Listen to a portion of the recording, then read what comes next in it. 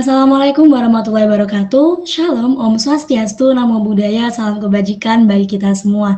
Yang kami hormati Bapak Ibu Kartika selaku dosen pembimbing pada manajemen investasi. Di sini kami izin untuk menjelaskan mengenai materi-materi dari manajemen investasi. Nah, kami dari kelompok 6 dengan anggota Saya Erlisyanto Jilibu dengan NIM yang tertera. Saya Desa Adalia Putri dengan NIM yang tertera. Saya Wahyu Ratna Ringtias dengan NIM yang tertera.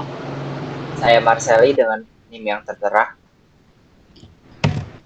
Nah, adapun outline pada kali ini yaitu yang pertama expected return, yang kedua holding period return, yang ketiga ukuran penyebaran, dan yang keempat portofolio optimal. Untuk expected return akan dijelaskan oleh saudara saya, Wahyu Ratna Ringtias, dipersilahkan. Oke, sebelumnya terima kasih atas kesempatan dan waktunya. Yang pertama aku akan ngejelasin tentang expected return portfolio. Expected return portfolio adalah tingkat pengembalian rata-rata yang diharapkan dari kelompok saham yang tergabung dalam suatu kepemilikan saham. Portofolio saham dapat terdiri dari saham dari berbagai perusahaan yang berbeda. Setiap saham memiliki risiko dan tingkat pengembalian yang berbeda, sehingga dengan menggabungkan beberapa saham ke dalam portofolio, investor dapat meminimalkan risiko dan mencapai pengembalian yang lebih stabil dan diharapkan. Expected return portfolio adalah pengukuran yang penting bagi investor karena dapat memberikan gambaran tentang pengembalian yang diharapkan dari investasi mereka dan membantu dalam pengembalian keputusan investasi. Nah, berikut beberapa contoh soal dari expected return portfolio, yaitu misalnya terdapat portofolio X menawarkan tingkat return sebesar 30% dengan deviasi standar 10%, sedangkan aset bebas risiko menawarkan expected return sebesar 8%. Misalkan investor menginvestasikan 45% dananya pada aset bebas risiko dan 70% pada portofolio X, maka berapakah expected return yang dihasilkan? Nah, dari expected return ini dapat kita rumuskan ER sama dengan investasi bebas risiko dikali expected return ditambah investasi portofolio dikali tingkat return, yaitu dapat 45% kali 8% ditambah 70% tambah 30%. Supaya gampang dalam penghitungannya, kita ubah jadi desimal dahulu, diperoleh 0,45 dikali 0,08 ditambah 0,7 dikali 0,3, hasilnya 0,036 ditambah 0,21. Dan mendapat hasil akhir yaitu 0,246 atau bisa dijadikan 24,6%.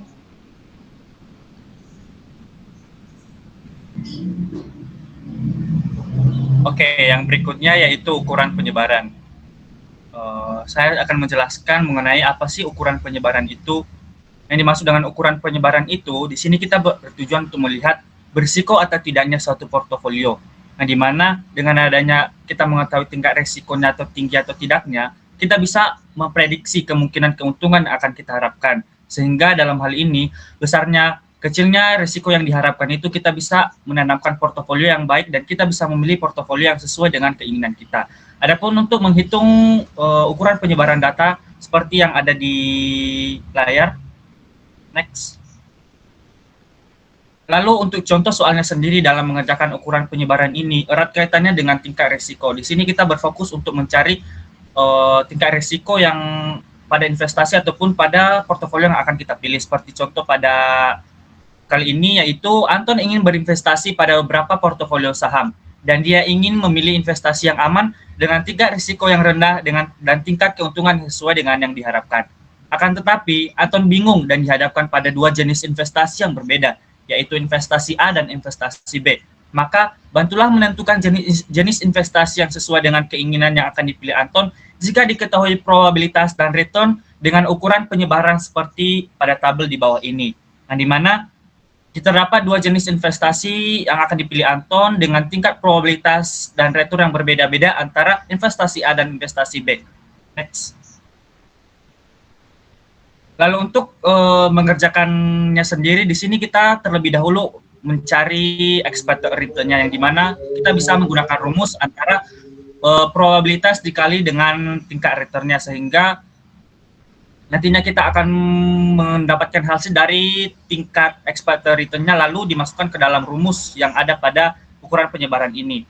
Oke, sebelumnya untuk mengerjakan, mungkin di sini saya izin untuk share screen Excel terlebih dahulu agar kita bisa memahaminya dan mengetahui cara pengerjaan dari ukuran penyebaran ini.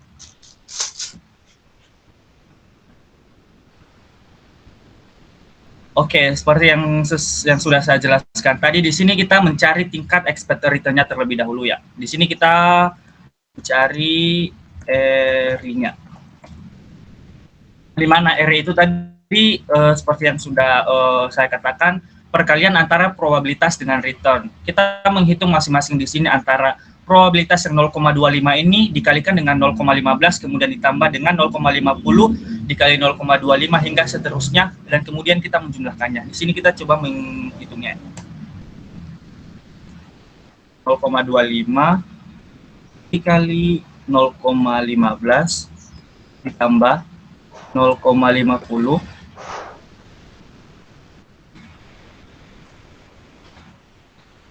dikali 0,25 ditambah 0,30 dikali 0,20. Oke, di sini kita mendapatkan hasil sebesar 0,225. Lalu untuk agar kita mempermudah lagi dalam menemukan hasilnya, di sini kita menggunakan dua angka di belakang koma saja, yaitu 0,22 atau sekitar 22%. Atau 22%. Lalu setelah kita mendapatkan hasil dari R ini, kita menjadikannya acuan di dalam perhitungan yang sesuai dengan rumus ini untuk mencari tingkat resikonya atau standar deviasinya. Lalu di sini kita memasukkan rumusnya saja yang sesuai dengan rumus yang di atas yang warna kuning ini. Saya langsung memasukkannya aja ya. Jadi kita ini kan yang seperti yang diketahui di sini P. Ini berarti kita mengalihkan antara probabilitas buka kurung tingkat returnnya dikurang dengan tingkat expected return yang akan diharapkan. Jadi di sini 0,25 kali 0,15 dikurang 0,22. Lalu ditambah 0,50 buka kurung 0,25 dikurang 0,22. Dan yang satu lagi 0,30 buka kurung 0,20 dikurang 0,22. Di sini ada kuadratnya ya, seperti yang sesuai tertera pada rumus ini. Di sini kita mengkuadratkan masing-masing dari penjumlahan ini. Oke.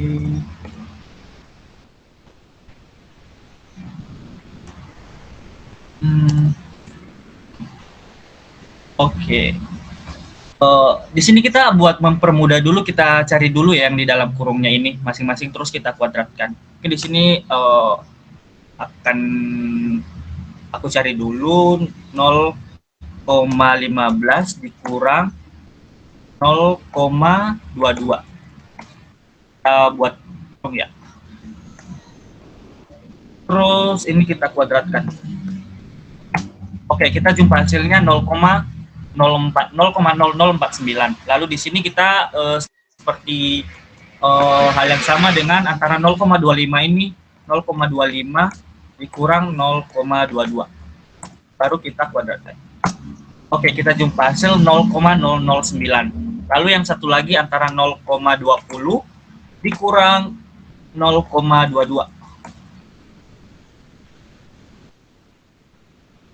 Oke, kita kuadratkan lagi ya. Kuadratkan.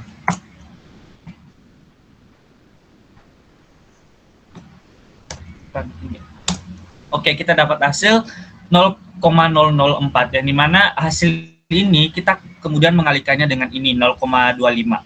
Kita coba mengalihkannya. 0,25 dikali dengan ini. Oke, kita jumpa hasil 0,00123.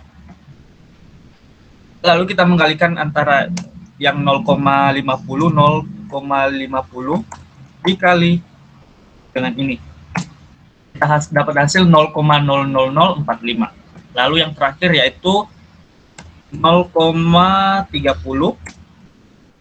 dikali dengan 0,004 ini.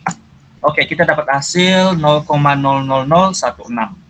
Sehingga dari hasil ini kita kemudian menjumlahkannya yang ketiga-tiga untuk mendapatkan dari standar deviasinya. Oke.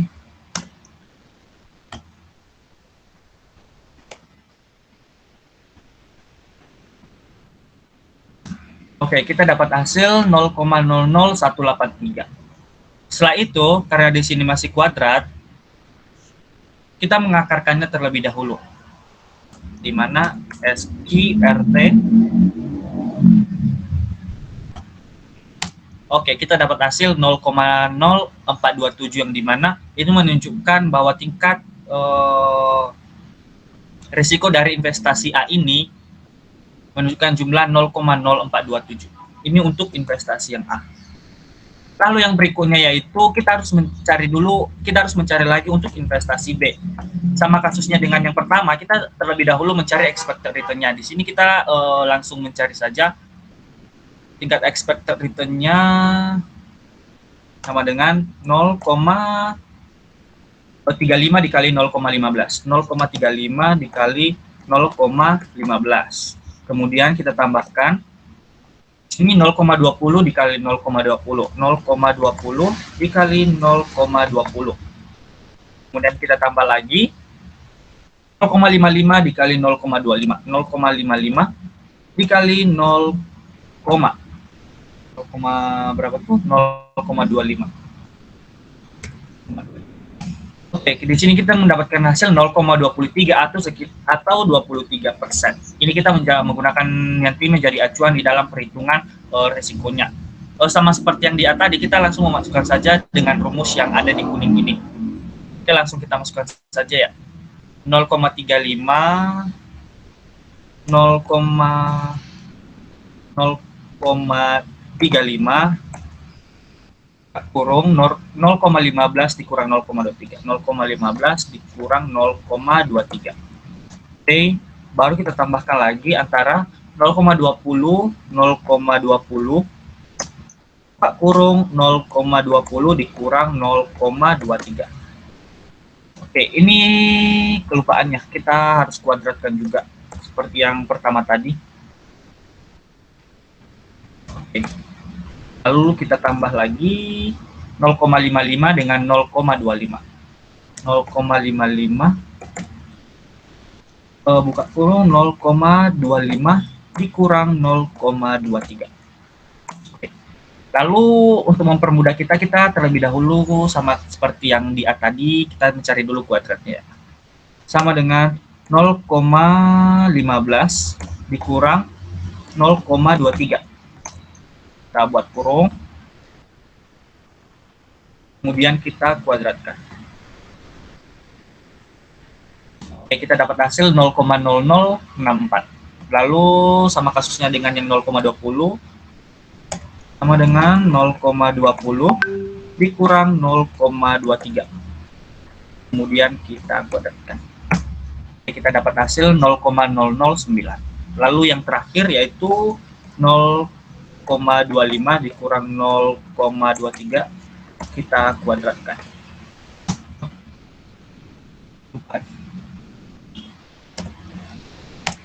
Oke, kita dapat hasil 0,004. Lalu kita kalikan dengan masing-masing yang di depannya ini sebelum yang kurung ini tadi.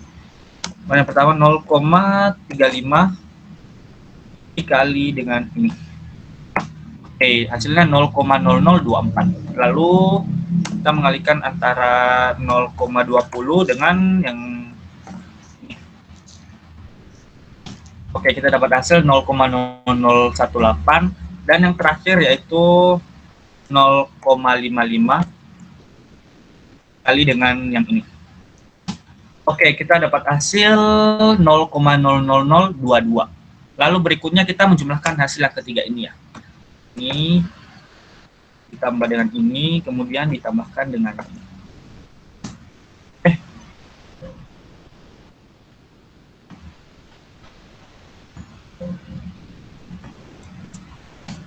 Oke, kita dapat hasil 0,00264. Lalu karena dia masih kuadrat tadi seperti yang di sini, kita perlu untuk mengakarkannya terlebih dahulu.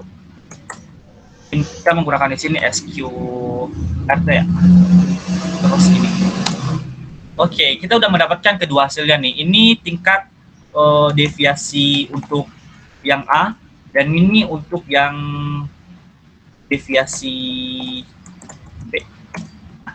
Di sini kita bisa melihat perbedaan kan, perbandingan antara keduanya itu, yang mana sih yang lebih tinggi antara tingkat risiko yang A atau tingkat risiko yang B. Karena tadi di soalnya kan menyebutkan mana sih kira-kira yang akan dipilih Anton jika yang diharapkannya itu keuntungan yang sama, namun tingkat risikonya itu yang lebih tinggi. Sehingga kita bisa melihat keduanya ini, tingkat standar deviasi A itu lebih rendah daripada standar deviasi B. Sehingga dalam hal ini, Anton bisa memilih standar deviasi A karena tingkat risikonya itu lebih rendah.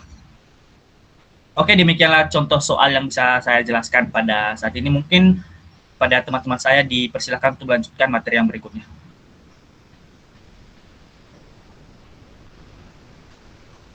Baik, terima kasih kepada Saudara Anton. Untuk selanjutnya saya izin share screen terlebih dahulu.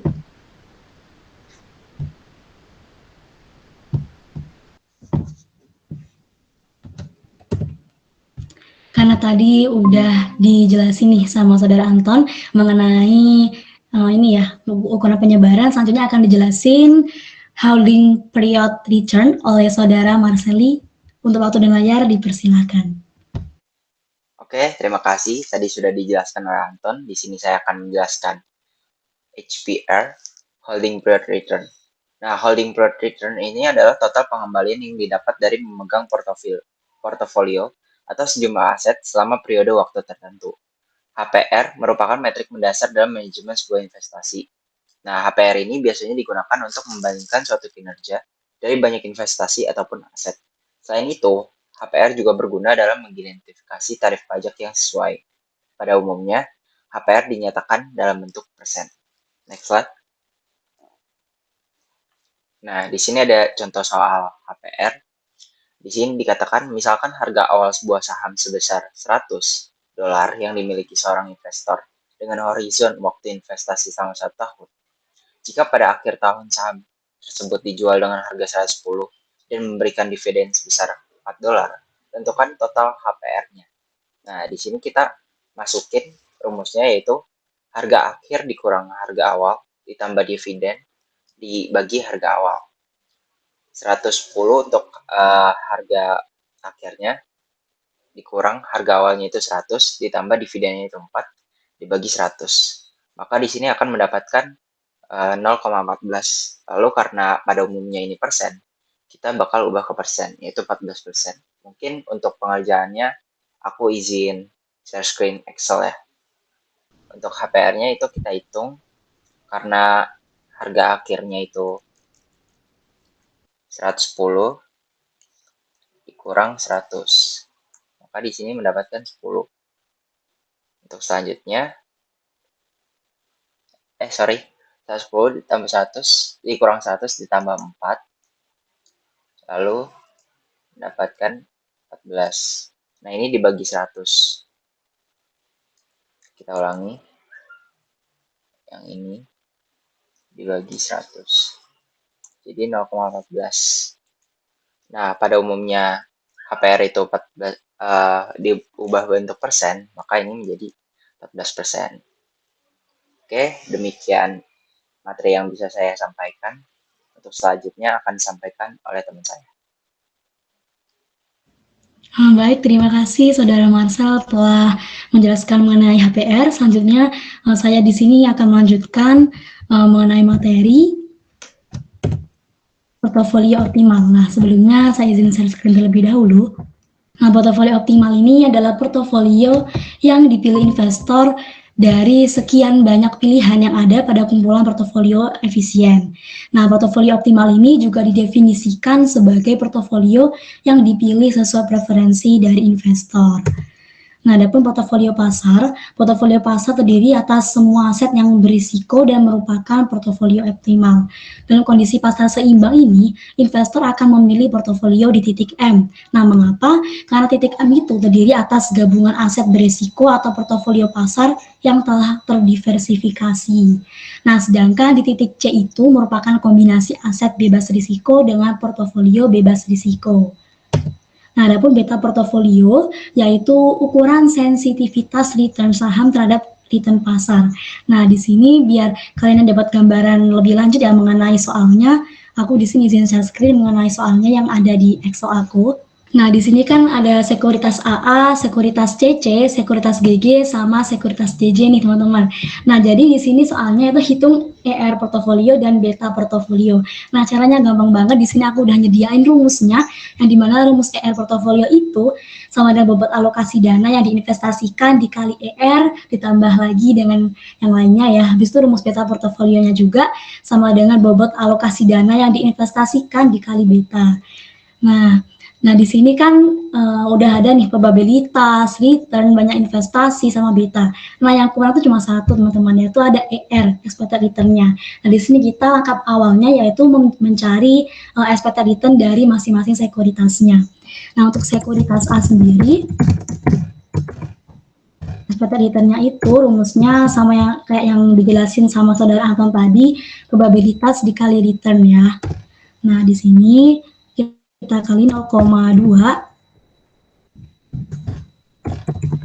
dikali 0,15 ditambah 0,5 dikali 0,17 ditambah lagi 0,6 dikali 0,2. Nah, untuk hasilnya 0,235. Selanjutnya untuk sekuritas CC sendiri sama dengan di sini aku langsung pakai caranya langsung di Excel teman-teman biar kalian lebih terbiasa dengan memakai Excel. Nah, di sini kita langsung klik aja yang 0,4. Nah, kita kali sama 0,25 tutup kurung ditambah lagi buka kurung 0,45 dikali dengan 0,3 ditambah lagi dengan 0,3 dikali dengan 0,35. Nah, sedangkan kalau kita langsung pakai rumusnya di Excel, nah, selanjutnya aku hitung lagi sekuritas GG, expected return-nya ya. Nah, di sini aku pakai 0,3 dikali dengan 0,2 ditambah 0,25 dikali dengan 0,15 ditambahin lagi 0,27 dikali dengan 0,3. Nah, bentar ya teman-teman. Nah, karena di sini kayak ada value gitu, kita pakai cara lain yaitu dengan rumus dari Excel sendiri yaitu produk. Nah, ini caranya teman-teman ya.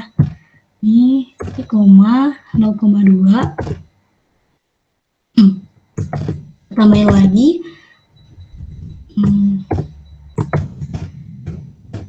produk 0,25 dikali dengan 0,15 tutup kurung lagi ditambah produk 0,27 titik koma 0,3 tutup kurung. Nah, hasilnya 0,3975. Nah, buat teman-teman yang kayak tadi bingung kenapa value gitu, karena masing-masing Excel itu beda-beda ya. Nah, jadi apabila tadi Kak misalkan perkalian tadi hasil sama kayak punya aku, bisa langsung pakai cara produk tadi. Selanjutnya untuk expected return dari sekuritas JJ. Langsung aja di sini 0,25 dikali dengan 0,5 tambah 0,15 dikali dengan 0,4 ditambahin lagi 0,35 dikali dengan 0,3. Hasilnya 0,29. Nah, ini tuh expected return-nya ya teman-teman. Nah, di sini aku tulis saja deh biar kalian paham. Expected return dari sekuritas AA. Nah, selanjutnya langsung aja kita ini nih ya rumus ER dari portofolio itu sendiri, bobot alokasi dana yang diinvestasikan dikali ER. Nah, untuk langkah berikutnya kita cari bobot alokasi dana yang diinvestasikan. Nah, caranya itu simpel banget. Bobot alokasi dana yang diinvestasikan.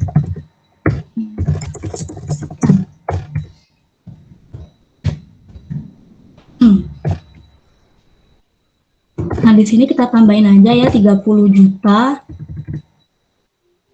ditambah dengan 25 juta, ditambah lagi dengan 8 juta, ditambah lagi dengan 20 juta. Nah, ini untuk jumlahnya ya 83 juta. Nah, untuk mencari bobot masing-masingnya, misalkan nih dari sekuritas AA itu banyak investasinya kan 30 juta. Nah, habis itu dibagi dengan 83 juta. Begitu juga dengan seterusnya ya. Jadi aku langsung praktekkan aja. Kita cari ER portofolio.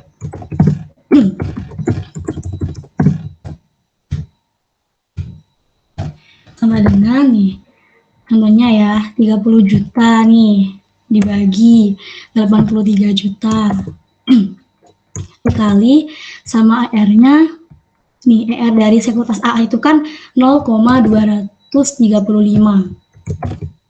Itu ditambah lagi dengan banyak investasi yang ada di sekuritas CC itu sama dengan 25 juta dibagi dengan 83 juta dikali dengan ER dari sekuritas CC sebesar 0,34 ditambah lagi dengan banyak investasi yang ada di sekuritas GJ sebesar 8 juta dibagi 83 juta dikali dengan ER dari sekuritas GJ sebesar 0,3975 ditambah lagi dengan nih ya teman-teman banyak investasi yang ada di sekuritas JJ sebesar 20 juta dibagi dengan 83 juta kita kali nih dengan sekuritas JJ, sekuritas di tengah ya maksudnya 0,29. Nah, menghasilkan nih teman-teman portofolionya 0, sekian ini. Nah, untuk mempersingkatnya kita jadiin ke persen ya. Langsung klik aja dikali dengan 100. Nah, jadi di sini aku pakai satu angka di belakang koma yaitu 29,5% ya teman-teman untuk portofolionya.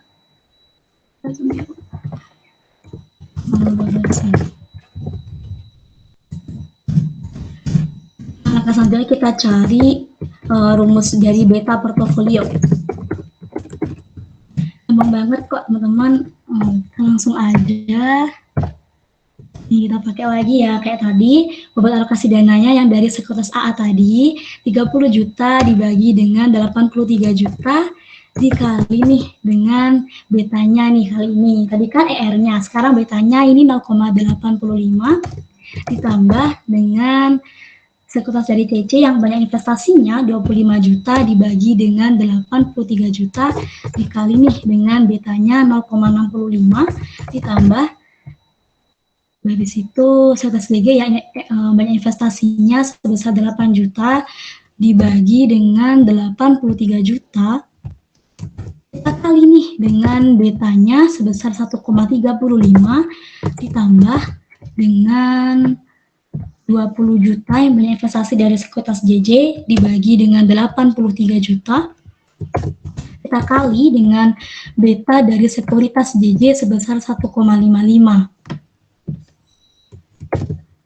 Nah, menghasilkan 1,0066 sekian ya teman-teman, sama dengan cara yang PR portofolio tadi, kita kaliin 100 ya.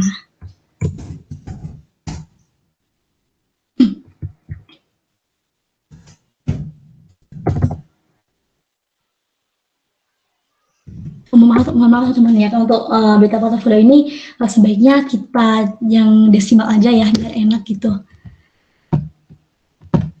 Nah, dari analisis dari perhitungan tadi kita dapat mengambil kesimpulan nih teman-teman bahwa portofolio yang memiliki expected return sebesar 29,5% dan beta portofolio sebesar 1,0066 karena betanya itu lebih dari 1 nih, maka risiko sistematis melebihi dari aset rata-rata. Nah, aku tulis saja teman-teman biar kalian paham. Portofolio dengan EL sebesar 29,5% dan beta sebesar 1,0006. Aku di sini pakai 4 angka di belakang koma ya teman-teman. Karena beta itu lebih dari 1, maka risiko sistematisnya melebihi aset rata-ratanya. Ya, di sini aku mau memperbaiki lagi. Ini ER dari sekuritas CC biar teman-teman semua paham ya.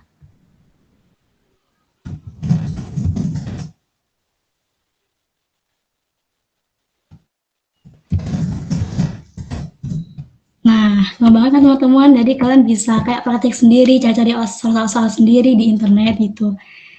Sekian dari aku nih, terima kasih.